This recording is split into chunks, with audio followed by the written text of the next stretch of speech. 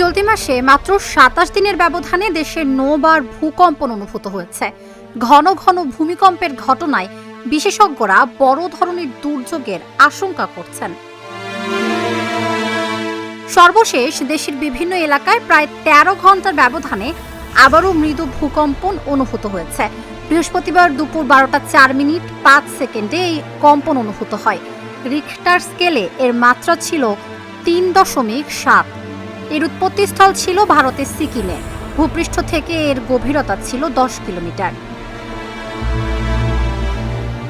বুধবার রাত ১০টা ৫৫ মিনিটে রাজধানী সহ দেশের বিভিন্ন স্থানে ভূমিকম্প অনুভূত হয়। রিখটার স্কেলে এর মাত্রা ছিল ৫.১। উৎপত্তিস্থল ছিল মিয়ানমারের সাংগাই অঞ্চলের মনিওয়া শহর থেকে প্রায় ১১২ কিলোমিটার উত্তর পশ্চিমে এবং মাওলাইক শহর থেকে প্রায় ৭৫ কিলোমিটার দক্ষিণ পূর্বে। ফেব্রুয়ারি মাসের শুরু থেকেই দেশে ধারাবাহিকভাবে ভূমিকম্প অনুভূত হচ্ছে। ১ ফেব্রুয়ারি ঢাকা সহ আশেপাশের এলাকায় মৃদু ভূমিকম্প হয়। রিখটার স্কেলে এর মাত্রা ছিল ৩। এর উৎপত্তিস্থল ছিল সিলেট শহর থেকে পূর্ব দক্ষিণ পূর্বে। এরপর ৩ ফেব্রুয়ারি রাতে পরপর দুটি ভূমিকম্প অনুভূত হয়, যেগুলোর উৎপত্তিস্থল ছিল মিয়ানমারে। ওই দুটি ভূমিকম্পের মাত্রা ছিল যথাক্রমে ৫.৯ ও ৫.২। একই দিন ভোর ৪টা ৩৬ মিনিট ৪৬ সেকেন্ডে দেশের দক্ষিণ পশ্চিমাঞ্চলেও ভূকম্পন অনুভূত হয়। ওই ভূমিকম্পের উৎপত্তিস্থল ছিল সাতক্ষীরার কলারোয়া উপজেলা, যা ঢাকা থেকে প্রায় ১৭৫ কিলোমিটার দক্ষিণ পশ্চিমে অবস্থিত। রিখটার স্কেলে এর মাত্রা ছিল ৪.১।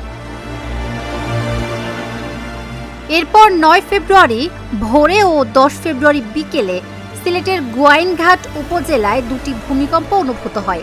এ দুটি ভূমিকম্পের মাত্রা ছিল যথাক্রমে ৩.৩ ও ৪। ১৯ ফেব্রুয়ারি দুপুর ১২টা ৪৬ মিনিটে আবার সিলেট অঞ্চল ভূকম্পন অনুভূত হয়। ওই ভূমিকম্পের উৎপত্তিস্থল ছিল সুনামগঞ্জের ছাতক উপজেলা। এর মাত্রা ছিল ৪.১। সব মিলিয়ে ফেব্রুয়ারির শুরু থেকে সর্বশেষ বৃহস্পতিবার পর্যন্ত দেশে ৯ বার ভূমিকম্প অনুভূত হয়েছে। এর আগে গত ২১ নভেম্বর দেশে অনুভূত ভূমিকম্পে ১০ জন নিহত ও ৬ শতাধিক মানুষ আহত হন। ভূমিকম্প বিশেষজ্ঞরা বলছেন, বাংলাদেশের আশেপাশের অঞ্চল ও দেশের ভেতরে ছোট ও মাঝারি মাত্রার ভূমিকম্পের সংখ্যা বাড়ছে। ভূতাত্ত্বিকভাবে এটি বড় ধরনের ভূমিকম্পের পূর্ব লক্ষণ হতে পারে। ভূত্বকের ভেতরে শক্তি জমা হতে থাকলে তা ছোট ছোট কম্পনের মাধ্যমে আংশিকভাবে মুক্ত হয়, কিন্তু দীর্ঘদিন ধরে শক্তি জমে থাকলে বড় ধরনের ভূমিকম্পের ঝুঁকি তৈরি হয়। বাংলাদেশের অবস্থান ভারতীয় ও ইউরেশীয় টেকটনিক প্লেটের সংযোগস্থলের কাছে হওয়ায় এ অঞ্চল ভূমিকম্প প্রবণ। ভূমিকম্পের ঝুঁকি বাড়লেও দেশের প্রস্তুতি এখনও অপর্যাপ্ত। সম্ভাব্য বড় ভূমিকম্পের ক্ষয়ক্ষতি কমাতে এখনই সমন্বিত প্রস্তুতি, ঝুঁকিপূর্ণ ভবনের তালিকা তৈরি, বিল্ডিং কোড বাস্তবায়ন ও জনগণের মধ্যে সচেতনতা বাড়ানো জরুরি।